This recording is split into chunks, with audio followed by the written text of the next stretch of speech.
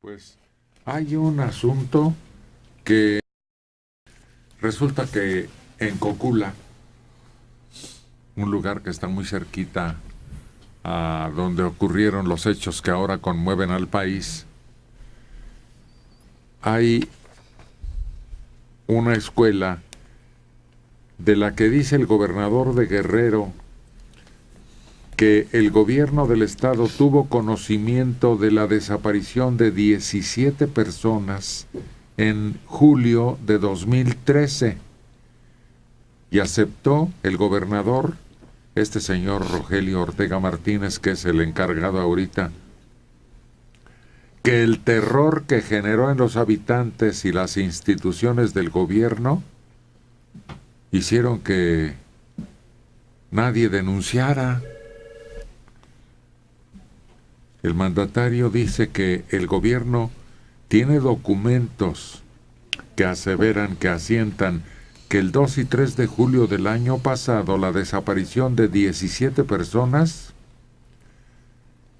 no siguió a ellas denuncia ante el Ministerio Público. En tal grado tenían dominado al pueblo que no te preocupabas por tu hijo adolescente o tu hija, pasara lo que pasara, porque de lo contrario tú y tus seres queridos también iban a pagar el pato. Lo tienen dominado, no lo tenían, se los decía ayer. Y ustedes dijeron, no, el director hubiera dicho que el año pasado pasó. No es cierto, todavía hoy tienen miedo, es gente que todavía hoy no quiere reportarlo, lo tuvo que ir a reportar al extranjero.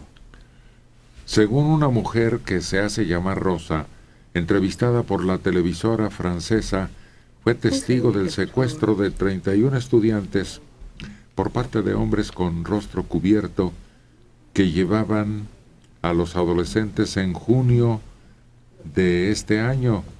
La Procuraduría General de la República informa que tomó declaración ministerial al director de la secundaria,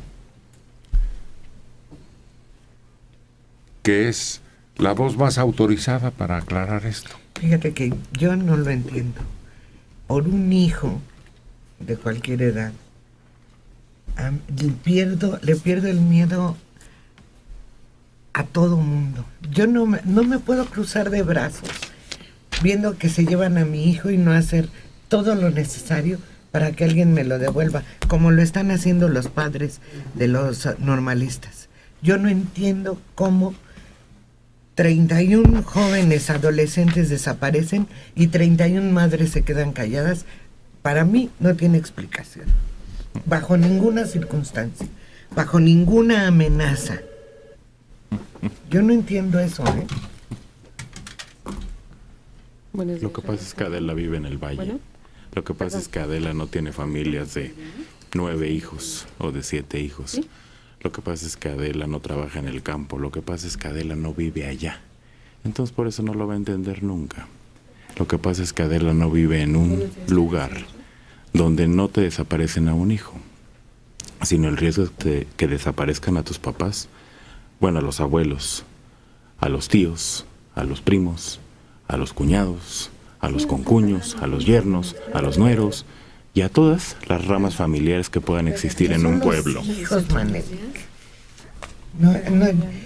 Mira, pueden ser, de los 31 pueden ser 29 los que se quedan callados y se aguantan. Vámonos por partes. Pero debe haber alguno. Para terminar y agarrar bien la idea, son 17, no son 31. Bueno, de los 17 debe haber 15 que están en la circunstancia que tú dices. Pero alguna madre tuvo que haber levantado la voz. No lo puedo creer, Manelik. Una madre va a levantar la voz sola, poniendo en riesgo a su familia, con una autoridad que es la responsable del levantamiento. Sí. Lo dudo mucho y la prueba está en que no lo hicieron. ¿Saben por qué sí funciona este mecanismo absurdo en cualquier lugar del mundo, menos ahí, en Guerrero? Porque esto denota la situación que se vivía en Michoacán, en donde el que no quería entregar el producto de sus ventas amanecía muerto. El que no quería entregar los terrenos que ambicionaban los delincuentes, amanecía muerto. Y no solo él, sino que desaparecían familias completas. Entonces los demás, a los que les llegaba la plaga, se abstenían absolutamente. ¿Cuántos años vivió así Michoacán? Ahora lo vemos. ¿Cuántas casas tenía cada uno de los líderes de esos movimientos? Por docenas, porque habían matado a los ocupantes anteriores, los habían desaparecido, o estos habían huido ante la certeza de que les iba a pasar lo mismo. Además, ¿por qué no entendemos que están viviendo en el siglo XVIII, donde sus hijos son mano de obra? Y suena una grosería, pero es más fácil, o es más grave para ellos perder una vaca que un hijo, porque la vaca es sustento y el hijo no, hacen otro. Ese es el retraso que están viviendo en Guerrero, esa es la inseguridad, esa es la situación. Y bueno, si no la entendemos de esa manera y con esa gravedad... Pues el caso es que ahora hay la duda de que otra descalabrada al pueblo de México esté revelando una televisora francesa, porque los demás o no preguntaron o no se atrevieron los interrogados a declarar, o nadie sabía por no denunciar. El gobernador interino de Guerrero, Rogelio Guerra, dice que supo del hecho ocurrido el 2 y 3 de julio del año pasado. Y la televisión francesa está desmintiendo omisiones de la autoridad. El gobernador señaló que en su momento esto se documentó, pero que no hubo denuncia oficial. Y se documentó porque la autoridad no dijo, oigan, también están estos, vamos a buscarlos aquí, entre las fosas. La autoridad tampoco hizo su historia del lugar donde está trabajando. O no le interesó o no la quiso hacer. Pues estamos haciendo el ridículo internacional, porque esto va a levantar tanto revuelo como la desaparición de los 43, y vamos a esperar a ver qué otros datos se aportan para aclarar una situación tan nebulosa en este momento. Natalia Fernández de Cosíos, 42 años, en Álvaro Obregón. Yo creo que Manelik debe disculparse. Dijo que era más importante perder una vaca que perder un hijo para la gente de Guerrero. Él no ha vivido ahí, no sabe lo que habla. Yo pido que se retracte, porque eso agrede al pueblo. Están tomados por el crimen organizado.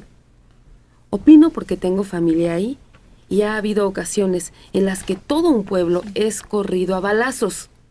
Hay pueblos que ya ni gente tienen.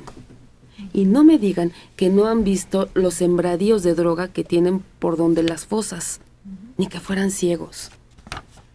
Pero mire, préstame. Es que para empezar, vamos, como por partes dirían. ¿Dónde está? Digo que me disculpe, no es que fíjese que las disculpas no se piden, se ofrecen. Vamos como por partes. No me puedo retractar, es que estamos viendo la situación. Esa es la situación. Y no solo es en Guerrero, es en Tamaulipas, es en Michoacán, pero en Guerrero hay gente que está viviendo con 15 pesos al día. Eso lo dijo el presidente ayer. La diferencia económica es uno de los factores que detonaron este problema. La Sierra Tarahumara, hay gente que está viviendo en la miseria absoluta. Y esos son el caldo de cultivo de lo que estamos viviendo ahorita. Hemos visto cosas increíbles en otro tiempo. Yo recuerdo con mucha impresión terrible de aquel hombre al que le pedían los narcotraficantes su rancho. Y dijo, no, ¿por qué se los voy a dar? Pues si no nos los das, matamos a toda tu familia y de todos modos nos quedamos con tu rancho. Cuando el hombre vio que la cosa era tan en serio, pidió a su familia y a sus trabajadores que se fueran y lo dejaran solo, y se armó de rifles y balas. Y se echó a 4, pero le quitaron el rancho. Sí, finalmente el quedarse solo en contra del mundo, de estos, pues ni siquiera eran gavilla, eran narcotraficantes, y el rancho era un punto clave, que muchas veces son ocupados como casas de seguridad, como residencia de los mandos, o simplemente para habitarla, porque es un punto, sí, es un punto de paso en la ruta, es importante. Y sí logra hacer caer a varios. Ya las amenazas eran muchas, pero lo matan, él muere. Y murió pues al pie del cañón. ¿Y quién lo dejó morir solo? Las autoridades. ¿Quién lo protegió? Nadie. Habiendo acudido a pedir auxilio oficialmente, ¿le hicieron caso? No, en 3 ocasiones había denunciado, porque en 3 ocasiones había sido amenazado. Y nunca llegaron. Cuando llegaron ya era demasiado tarde. Y conste que están hablando de un hombre que tenía educación, que tenía dinero, que tenía forma de hacerse de armas, que tenía, pues medianamente vivía. ¿Sí? Tenía un rancho. No, yo estoy hablando de la gente de Guerrero, que su casa son 4 palos y láminas. ¿Qué hace esa gente? Se va un día, recoge sus cosas y se va. Los hijos un día les dicen, me voy a ir al norte, y se va el hijo y no lo vuelven a ver nunca más. Por eso estos muchachos que estaban en la normal, cuando llegan a la edad más o menos necesaria y cumplieron con alguna educación por la que tuvieron que caminar horas o por la que tuvieron que hacer mucho esfuerzo, dicen, bueno, vamos a ver una vida mejor, y dejan el hogar para irse a vivir a una escuela. Antonio Yáñez. Adela, si una de ellas fue amenazada a perder al resto de su familia y en una comunidad tan desprotegida, ¿usted diría algo, Adela? En este momento, sin estar en la situación, yo digo que sí. Yo digo que lo más valioso es una madre. Como dice Manelik, yo no conozco la situación, nunca he estado ahí, y afortunadamente nunca he estado en un riesgo así. Mi familia, así como lo he vivido yo, no lo soportaría. No soportaría la pérdida de mi hijo. La situación cambia, desde luego. Aquí hay otro reporte que explica más o menos el asunto. A ver. Es de una mujer de 44 años. Una amistad de mi esposo. Del trabajo es de Iguala. Mi esposo tiene 46 años. Le contó que la delincuencia organizada es quien manda. Si a alguien se le ocurre denunciar, lo torturan cosiéndole la boca. Es una situación terrible. Y respecto al muchacho que andaba en carriles centrales de periférico, ¿no sería un secuestrado? Ya ven que luego ahí los dejan. Cosiéndole la boca. También el recado tiene la respuesta a con qué impunidad trabajan.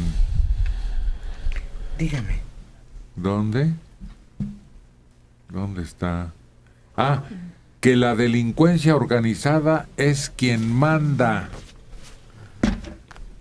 Y ante quien manda, pues no puedes ni quejarte.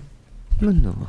Recuerdo una obra de teatro que se llama El Extensionista. La vi hace muchos años.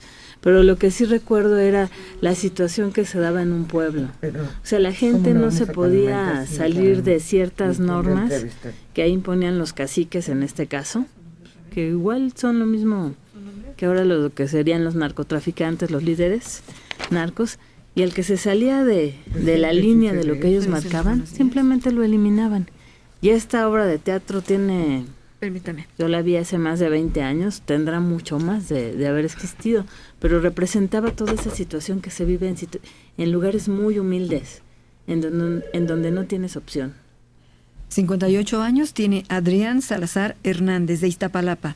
¿Sabían ustedes que entre Iguala y Chilpancingo hay grandes minas de oro explotadas por canadienses? En esa región, las personas no tienen ni acta de nacimiento, mucho menos derechos de propiedad.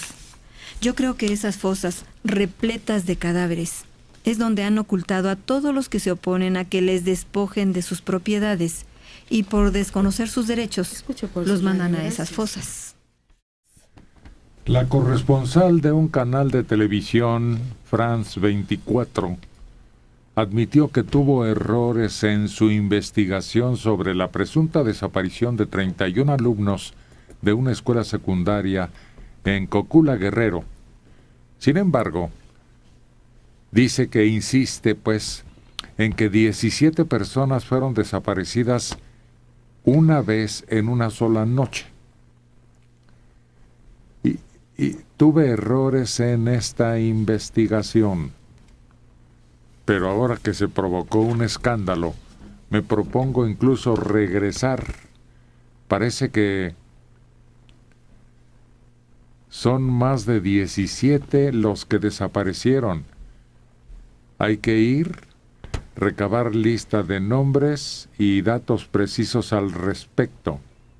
Ante la pregunta de si estos 17 son una misma escuela, respondió: no.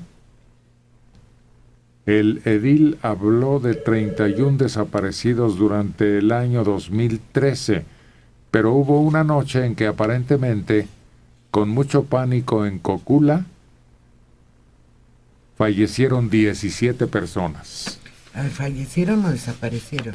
Ella ya está en una situación muy incómoda, porque de inmediato se comunicaron los principales dirigentes de los medios para aclarar, y ya se enredó todo.